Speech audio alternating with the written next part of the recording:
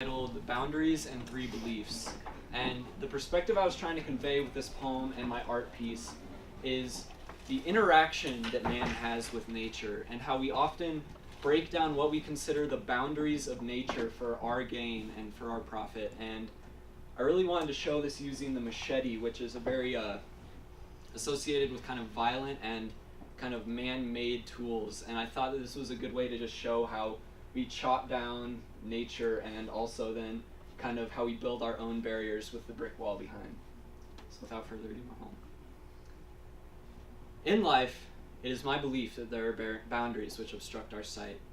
The trees and vines within the forest, the atmospheric blur, the horizon's crest, these barriers tend to impede our vision.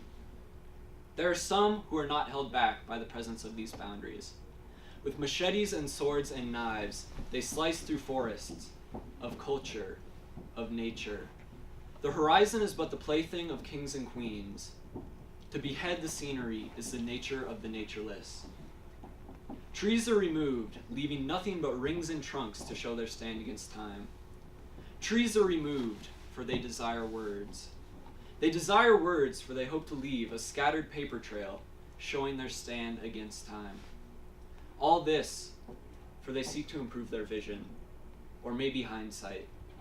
From time to time, they've glanced into the future landscape, hoping they will lend to their sight, but there is nothing there, merely another barrier.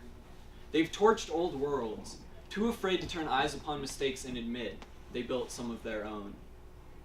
The overturning of every dark stone is not a muse, it is a passion. Discovery is the fatal concoction of revival and burial. In the exploration of new frontiers, it is not uncommon that we uncover new threats. In the refinement of man's straightest lines, we find nature's roughest edges. It is my second belief in life that the framework in which our thoughts exist is an immensely and indisputably complex maze of information. We do not always comprehend thoughts in the same way. The wind howling, the trees rustling, the river flowing. I heard these today. There are times I've driven past the vineyard, but the grapes of autumn will never bleed as the hearts of the honest. I've heard that this is true. We hold a glowing blade to the heart of hope and truth, but it is not within each of us to make the final cut.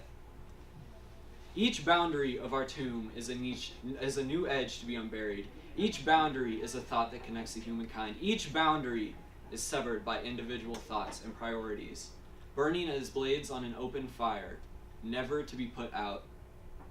There is but one final boundary, this being my third and last belief, that deters us from uncovering the truth.